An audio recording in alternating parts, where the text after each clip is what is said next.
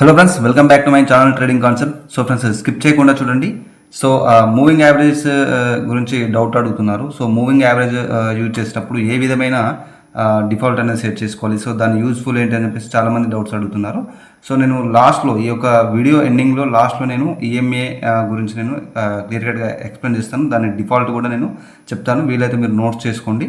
So ఏ నెంబర్ది మనకి అంటే default number ఎంత సెట్ చేసుకుంటే మనము ఏ కైండ్ ఆఫ్ ట్రెండ్ పరంగా యూజ్ చేసుకోవచ్చు అని చెప్పేసి నేను క్లియర్ కట్గా ఎక్స్ప్లెయిన్ చేస్తాను. సో ఇప్పటివరకు మన ఛానల్ని సబ్స్క్రైబ్ చేయాలంటే సబ్స్క్రైబ్ చేసుకోండి, లైక్ చేయండి, షేర్ చేయండి, కామెంట్ చేయండి. సో ఫ్రెండ్స్, ఇది నా మెంటర్షిప్ యొక్క details. So A to Z basic to advanced projection course అనమాట. టోటల్గా 25 రికార్డెడ్ ఫార్మాట్ క్లాస్ ఉంటాయి. సో మీ కోర్సు లైఫ్ టైం యాక్సెస్ ఉంటుంది. అలాగే కోర్స్తో పాటు సపోర్ట్ కూడా ఉంటుంది డౌట్స్ క్లారిఫై చేసుకోవడానికి. సో ప్రతి క్యాన్సిక్స్ ఏ విధంగా రీడ్ చేయాలి, సో బేసిక్ టు అడ్వాన్స్డ్ క్యాన్సిక్స్ సైకాలజీ, సో మార్కెట్లో నెక్స్ట్ క్యాండిల్ ఎనాలిసిస్కి కన్ఫర్మేషన్స్ ఏంటి, ఎలా తీసుకోవాలి, so supply and demand analysis basic to advanced, so అలాగే మార్కెట్లో రివర్సల్ని ముందుగానే ఏ విధంగా ఫైండ్ అవుట్ చేయాలి, సో ఏ విధంగా అనాలిసిస్ చేయాలి, అలాగే ట్రాప్ ట్రేడింగ్ ఎనాలిసిస్, మార్కెట్ ట్రాప్స్తో ఏ విధంగా ట్రేడ్ చేయాలి, సో ఈ విధంగా basic to advanced all projection కాన్సెప్ట్స్ని ఎక్స్ప్లెయిన్ చేయడం జరిగింది. సో మీకు నేర్చుకునే ఇంట్రెస్ట్ ఉంటే ఇక్కడ నా వాట్సాప్కు మెసేజ్ చేయండి. సో నా స్టూడెంట్స్ యొక్క యాక్యురసీని చెక్ చేయడానికి మన ఛానల్లో పోస్ట్ అనే ఆప్షన్ని క్లిక్ చేయండి.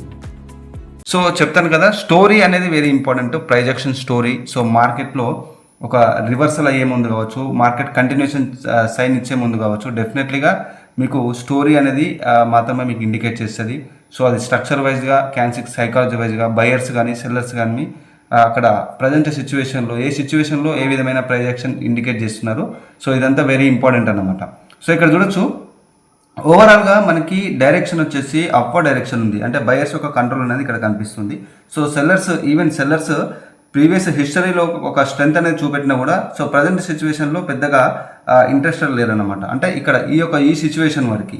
సో తర్వాత ఇక్కడ చూడొచ్చు, బయర్స్ ఈవెన్ ట్రై చేసినా కూడా మళ్ళీ సెల్లర్స్ బయర్స్ని కంప్లీట్గా ఒక కైండ్ ఆఫ్ స్ట్రెంత్ చూపెట్టేసి వాళ్ళు ఇక్కడ చూడొచ్చు, ప్రీవియస్ హిస్టరీలో కన్నా చూసినట్టయితే ఈ సిచ్యువేషన్లో మనకి ఒక స్ట్రాంగ్ సప్లై ఇండికేట్ చేస్తున్నారు. సో అది క్లియర్ కట్ రివర్సల్ సైన్ అన్నమాట. అంటే స్టోరీని మీరు ప్రాపర్గా రీడ్ చేస్తే డెఫినెట్లీగా అది రివర్సలా లేకపోతే కంటిన్యూషన్ సైన్ అనేది మీరు ప్రాపర్గా అర్థం చేసుకోగలుగుతారు. సో ఏ మార్కెట్లో అయినా కానీ. సో ఇక్కడ క్లియర్ కట్గా నేను చూడొచ్చు, నేను రివర్సల్ని ఫైండ్ అవుట్ చేస్తున్నాను. రివర్సల్కి ఒక కన్ఫర్మేషన్ ఉందన్నమాట. సో ఇక్కడ మోస్ట్ ఆఫ్ ద టైం ఇక్కడ చాలామంది ఏం చేస్తారు, ఇక్కడ నుంచి ఒక జోన్ కావచ్చు లేకపోతే ఈ లెవెల్ కావచ్చు, ఒక ఎస్ఎన్ఆర్ లెక్క ఇక్కడ డ్రా చేసుకుంటారు. సో ఎస్ఎన్ఆర్ లాగా డ్రా చేసుకొని సో ఇక్కడ నుంచి బై ట్రేడ్ మాత్రమే ప్లాన్ చేస్తారు. సో ఇక్కడ చాలామంది ఈ రిజెక్షన్ చూసి నెక్స్ట్ బై ట్రేడ్ తీసుకుంటారు. బట్ ఇక్కడ నేను ఏం చేశాను, సెల్ ట్రేడ్ తీసుకుంటాను. ఎందుకంటే మనకి ప్రీవియస్గానే ఇక్కడ హిస్టరీలో ఉన్న సెల్లర్స్ కాస్త ఇంక్రీజ్ అవుతూ వాళ్ళ యొక్క రివర్సల్ని ఇక్కడ ఇండికేట్ చేస్తున్నారు స్ట్రక్చర్లో. సో స్ట్రక్చర్ చెప్తాను కదా, స్ట్రక్చర్ స్టోరీ అనేది very very important. So even ఇక్కడ నేను ట్రెండ్ లైన్ డ్రా చేశాను.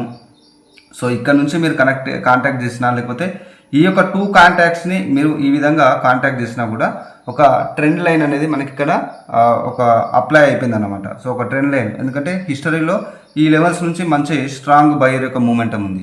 సో అక్కడ రిజెక్షన్ తీసుకుంటే మళ్ళీ ఒక అప్వర్డ్ డైరెక్షన్ తీసుకోవడం. సో ఇదంతా ఒక బేసిక్ థింగ్ అన్నమాట, అది వర్క్ అవ్వదు. సో ఇక్కడ ఆ లెవెల్ని హిట్ అయ్యేటప్పుడు మార్కెట్ ప్రీవియస్గా మనకి ఏం ఇండికేట్ చేసింది, సో ప్రీవియస్గా మనకు స్టోరీలో ఏం ఇండికేట్ చేసింది, ఇక్కడ స్టోరీ ఒకటైతే ఇక్కడ మీరు తీసుకునే కన్ఫర్మేషన్ ఒకటి అనేది సెట్ కాదు. సో ఇక్కడ స్టోరీలో ఏం రివర్సల్లో మనకి ఏం ఇండికేట్ చేస్తుంది, సో ఇక్కడ ప్రజెంట్ సిచ్యువేషన్లో ఏ విధమైన ప్రొజెక్షన్ అనేది ఉంది, బయర్ స్ట్రెంత్ ఏ విధంగా ఉంది, ఇవి మాత్రమే మనం అక్కడ ఇంక్లూడ్ చేయాల్సి ఉంటుంది. సో అక్కడ జరిగిన అంటే స్ట్రక్చర్లో ఒక కైండ్ ఆఫ్ రివర్సల్ ఉంటే మీరు కంటిన్యూషన్ సైన్ ట్రేడ్ తీసుకున్నారంటే కుదరదు అన్నమాట. సో ఇది చాలామందికి ఇంకా తెలియదు, ఎందుకంటే బిగినర్స్ ఇండికేటర్స్, సపోర్ట్, రెసిస్టెన్స్ అనేది ఇవే మల్టిపుల్గా యూజ్ చేస్తూ సో యూట్యూబ్లో స్ట్రాటజీస్ అంటే ఇండికేటర్ బేస్డ్ స్ట్రాటజీస్ చూసి దాన్ని ట్రై చేయడం. వీళ్ళైతే మోస్ట్లీ రియల్ మనీలో ఫస్ట్ చేస్తారు, సో పూర్తిగా లాస్ అవుతారు. సో దానికి రీజన్ అదన్నమాట. మీరు రియాలిటీ అంటే మార్కెట్ యాక్చువల్గా ఏం ప్రొజెక్షన్ ఇండికేట్ చేస్తుంది, మార్కెట్ ఏ ప్రొజెక్షన్ బేస్ పైన మూవ్ అవుతుంది, సో వాటి రీడింగ్ని మీరు చేయాలన్నమాట. సో టెక్నికల్ అనాలిసిస్లో ఓన్లీ సపోర్ట్ రెసిస్టెన్స్ కాదు, సో మల్టిపుల్ కాన్సెప్ట్స్ ఉన్నాయి మనకి ప్రొజెక్షన్ టెక్నికల్ అనాలిసిస్లో. సో డెఫినెట్లీగా ఆ స్టోరీని లేకపోతే ఆ కాన్సెప్ట్స్ అన్నింటినీ మీరు ఫస్ట్ డెమోలో ప్రాక్టీస్ చేయాల్సి ఉంటుంది, వాటిని ఎక్స్పీరియన్స్ అవ్వాల్సి ఉంటుంది అనమాట. సో అది ఎక్స్పీరియన్స్ లేకుండా, లెర్నింగ్ లేకుండా just basic knowledge, support resistance, indicators నాలెడ్జ్తో మీరు యాక్యురసీ తెచ్చుకోలేరు ఏ మార్కెట్లో అయినా. సో నేను ఆల్ మార్కెట్స్ గురించి ఇక్కడ డిస్కస్ చేస్తాను. సో ఇక్కడ చూడొచ్చు, మళ్ళీ మార్కెట్లో మనకు రివర్సల్కి తగ్గట్టుగానే ఇక్కడ నుంచి ఒక స్ట్రాంగ్ మూమెంటం అనేది మార్కెట్లో ఇండికేట్ చేస్తుంది. కాబట్టి ఇక్కడ నేను ఒక సెల్ ట్రేడ్ ఓపెన్ చేశాను. బికాజ్ ఏంటంటే మనకి ఈ యొక్క డిమాండ్ జోన్. సో ఈ యొక్క డిమాండ్ జోన్ని మార్కెట్లో మోస్ట్లీ ఇక్కడ టార్గెట్ హిట్ చేయడానికి ట్రై చేస్తుంది. అంటే ఇక్కడ టార్గెట్ని కంప్లీట్గా ఫిల్ చేస్తుంది అని చెప్పేసి కాదు. సో డెఫినెట్లీగా మార్కెట్ యొక్క మేజర్ టార్గెట్ ఇది. అంటే ఇక్కడ నుంచి మళ్ళీ ఒక కరెక్షన్ అనేది క్రియేట్ చేసి మళ్ళీ ఒకవేళ బయర్స్లో ఒక ప్రాపర్ వీక్నెస్ కనుక వస్తే ఈ సప్లై ఏరియా నుంచి మళ్ళీ అదే మూమెంటం ఇక్కడ నుంచి కంటిన్యూ అవుతూ ఈ లెవెల్ని కంప్లీట్గా ఫిల్ చేసే ఛాన్స్ ఉంటుందన్నమాట. సో ఇది జనరల్గా ప్రైజ్ యాక్షన్లో జరిగే ఒక kind of regular price action అన్నమాట. అంటే యాక్చువల్గా మార్కెట్ ఆ టార్గెట్ని ఫిల్ చేయాలి, బట్ ఏంటి అంటే అది ఏ విధంగా ఫిల్ చేస్తుంది అనేది స్టోరీలో ఇండికేట్ చేస్తుంది. సో ఇక్కడ చూడొచ్చు నేను చేసిన మిస్టేక్, ఈ యొక్క లో అనేది బ్రేక్అవుట్ అయిన తర్వాత వెయిట్ ఫర్ ద రీటెస్ట్ అని చెప్తాను కదా. సో ఇక్కడ రీటెస్ట్ కోసం నేను వెయిట్ చేయలేదు, ఎందుకంటే రీటెస్ట్లో ఏం స్టోరీ ఇండికేట్ చేస్తుంది మార్కెట్, ఆ తర్వాత స్టోరీని చూసి మనం ఇక్కడ నుంచి ఒక కైండ్ ఆఫ్ సెల్ ట్రేడ్ అనేది కన్ఫర్మేషన్స్తో, అంటే కన్ఫర్మేషన్ ఉంటేనే, అంటే రీటెస్ట్ చేసినంత మాత్రాన అది డౌన్వర్డ్ డైరెక్షన్కి మూవ్ అవుతుందని చెప్పేసి కాదు. సో డెఫినెట్గా స్టోరీని రీడ్ చేయాలి. సో ఇక్కడ ఒక స్ట్రక్చర్లో ఒక కైండ్ ఆఫ్ రివర్సల్ సైన్ అనేది ఇండికేట్ చేసింది. మళ్ళీ ఇక్కడ చూడొచ్చు బయర్స్ నుంచి, ఇక్కడ చూడొచ్చు ఈ లోని బ్రేక్అవుట్ చేసింది మార్కెట్. సో ఈ లోని బ్రేక్అవుట్ చేసి మళ్ళీ ఒక కరెక్షన్ ఇచ్చేసి అక్కడ నుంచి మళ్ళీ ఒక కంటిన్యూషన్ సైన్ ఇండికేట్ చేస్తుంది. సో బట్ ఇక్కడ ఏమైంది, సో ఇక్కడ క్లియర్ కట్గా చూడొచ్చు. సో ఇక్కడ స్ట్రక్చర్ అనేది బ్రేక్అప్ అయింది, ఇక్కడ ప్రీవియస్ హైయర్లో బ్రేక్అవుట్ అయిపోయింది, మళ్ళీ అగైన్ ఒక ఫేక్ బ్రేక్అవుట్ అనేది ఇక్కడ క్రియేట్ చేసింది. అంటే బ్రేక్అవుట్ చేసినట్టుగానే చేసి మళ్ళీ ఒక ఫేక్ బ్రేక్అవుట్ని క్రియేట్ చేసి ఏదైతే ప్రీవియస్ సప్లై ఏరియా ఉందో అక్కడ నుంచి సప్లై అనేది ఎంట్రీ అవుతుందన్నమాట. బట్ ఇక్కడ అంటే ఏదైతే హిస్టరీలో మనకు ఏదైతే ఇక్కడ నుంచి క్రియేట్ అయిన ఈ యొక్క డిమాండ్ ఏరియా నుంచి మనకి strong buyer entry. So retrace అవుతున్నారు. ఇక్కడ ఇది చూసి చాలామంది స్ట్రాంగ్ సెల్లర్స్ అనుకుంటారు, బట్ ఇది స్ట్రాంగ్ సెల్లర్స్ కాదు, ఇది వీక్నెస్. సో ఇక్కడ కంప్లీట్గా మనకు ఫుల్ కైండ్ ఆఫ్ ఇన్ఫర్మేషన్ ఇచ్చారు, సెల్లర్స్ యొక్క సప్లై కంప్లీట్గా వీక్ అయిపోయిందని చెప్పేసి. సో ఈ ఏరియాని మళ్ళీ ఫస్ట్ హిట్ అవ్వడానికి మోస్ట్లీ ట్రై చేస్తుంది మార్కెట్. సో ఆ కన్ఫర్మేషన్తో ఇక్కడ నేనేం చేశాను, మల్టిపుల్గా బై ట్రేడ్ తీసుకున్నాను ప్రీవియస్ లాస్ని కూడా రికవరీ చేయడానికి. సో డెఫినెట్లీగా story is very important. So ఆ మల్టిపుల్ ఏదైతే ప్రొజెక్షన్లో ఉన్న మల్టిపుల్ కాన్సెప్ట్స్ని యూజ్ చేసి, క్యాన్సిక్ సైకాలజీని యూజ్ చేసి, సో వీటన్నిటిని ఒక స్టోరీ లాగా కంబైన్ చేసి ట్రేడ్ చేయడమే ప్రొజెక్షన్ ట్రేడింగ్ అన్నమాట. సో ఆ విధమైన ట్రేడింగ్ మాత్రమే మీకు ఒక యాక్యురసీ ఇండికేట్ చేస్తుంది. కానీ సో మీరు ఓన్లీ లెవెల్స్ మీద డిపెండ్ అవుతాను అంటే కనుక డెఫినెట్లీ చెప్తున్నాను, ఎప్పటికీ యాక్యురసీ అనేది ఇంక్రీజ్ అవ్వదు. సో మీ యొక్క టైం వేస్ట్ అన్నమాట. ఇండికేటర్ బేస్ పైన కాదు. ఇప్పుడు చాలామంది యూట్యూబ్లో ఇండికేటర్స్ మీద బేస్ పైన చేసే వాళ్ళు కూడా ప్రైజ్ యాక్షన్ కన్ఫర్మేషన్స్తే ఫస్ట్ మేజర్గా ప్రిఫరెన్స్ ఇస్తారు, వాటికే ప్రిఫరెన్స్ ఇస్తారు. సో వాటి కన్ఫర్మేషన్ ఫస్ట్ ఉన్న తర్వాత లాస్ట్కి ఒక అడిషనల్ కన్ఫర్మేషన్గా ఇండికేటర్ బేస్ పైన చేస్తారు. అంతేగాని అక్కడ ఉన్న ప్రైజ్ యాక్షన్ కన్ఫర్మేషన్స్ని చాలా మట్టుకి రివీల్ చేయరు అనమాట.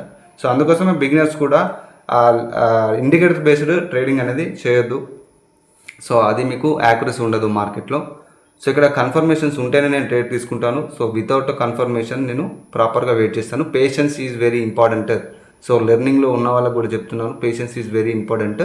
So practice. సో డెఫినెట్గా ఆ ప్రాక్టీసే మీకు ఇక్కడ ఒక కైండ్ ఆఫ్ ఎక్స్పీరియన్స్ అనేది ఇస్తుంది. సో విత్ లెర్నింగ్ అనమాట. సో ఇక్కడ చూడొచ్చు కొంత స్కిప్ చేశాను. సో ఒక ప్రాపర్ కన్ఫర్మేషన్ కోసం వెయిట్ చేస్తున్నాను. సో కన్ఫర్మేషన్ ఉంటేనే తీసుకుంటాను. సో ఈ యొక్క సిచ్యువేషన్లో మార్కెట్ ఓవరాల్గా సైడ్ వేస్ ఉంది. సో ఇలాంటి బ్యాడ్ స్ట్రక్చర్ని మీరు ఫైండ్ అవుట్ చేయగలగాలి. సో ఫైండ్ అవుట్ చేసి అక్కడ ట్రేడ్ అనేది ఎనాలిసిస్ చేయకూడదు. సో మోస్ట్లీ ఏది బ్యాడ్ మార్కెట్ ఏది గుడ్ మార్కెట్ అనేది తెలియకుండా కూడా మోస్ట్లీ ఇక్కడ లాస్ అవుతారు. So first bad market or good market అంటే ఏంటో తెలుసుకోండి. సో తర్వాత నెక్స్ట్ అనాలిసిస్, అంటే ఒక చార్ట్ మీద మీరు అనాలిసిస్ కోసం ప్రాక్టీస్ చేయాల్సి ఉంటుంది. సో ఒక trendy market clear cut upward direction కానీ లేకపోతే క్లియర్ కట్ ఒక డౌన్వర్డ్ డైరెక్షన్ని మీరు చూస్ చేసుకోండి. సో దాంట్లోనే మీరు ప్రాపర్గా ప్రాక్టీస్ చేయండి. సో అసలు స్ట్రక్చర్ పరంగా మనకి ఒక బ్యాడ్ మార్కెట్ ఉన్నప్పుడు మీకు ఎలాంటి కన్ఫర్మేషన్స్ ఉన్నా వర్క్ అవ్వవు అన్నమాట. సో అది చాలామందికి తెలియదు. సో అందుకోసమే స్ట్రక్చర్లో క్లియర్ కట్ హెల్దీ మార్కెట్ ఉందా, మంచి క్లియర్ కట్ ట్రెండీ మార్కెట్ ఉందా అది అనేది చూసుకోవాలి మీరు. సో ఇక్కడ చూడొచ్చు ఒక డైరెక్షన్ అనేది ఉంది, బట్ సైడ్ వేస్ మార్కెట్ ఇది.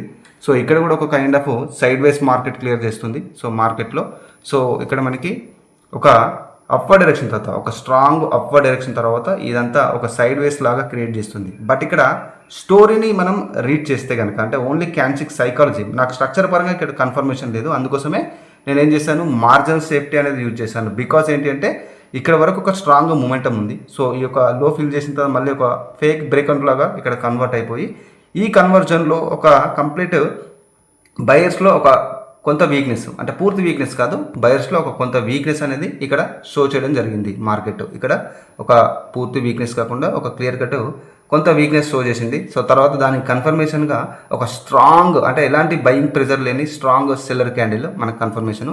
అందుకోసమే ఇక్కడ ఏంటి అంటే సైడ్ వేస్ ఉంది కాబట్టి నేను ఇక్కడ ఈ కైండ్ ఆఫ్ ఈ గ్రీన్ క్యాండిల్ ఈ లెవెల్ వరకు వచ్చే వరకు వెయిట్ చేసి ఒక కన్ఫర్మేషన్తో మార్జినల్ సేఫ్టీతో ఎంట్రీ అనేది తీసుకోవడం జరిగింది. ఎందుకంటే ఇక్కడున్న ఈ సెల్లింగ్ ప్రెజర్ స్టోరీ తోటి మనకి ఈ బయర్ అనేది డెఫినెట్లీగా ఈ విధంగా క్లోజ్ అవ్వాలి, లేకపోతే కంప్లీట్గా సెల్లర్ క్యాండిల్ అయినా కూడా కన్వర్ట్ అవ్వాలి. సో అంటే ఇక్కడున్న story according to this story అన్నమాట. సో అందుకోసమే చెప్తాను, story is very very important with structure.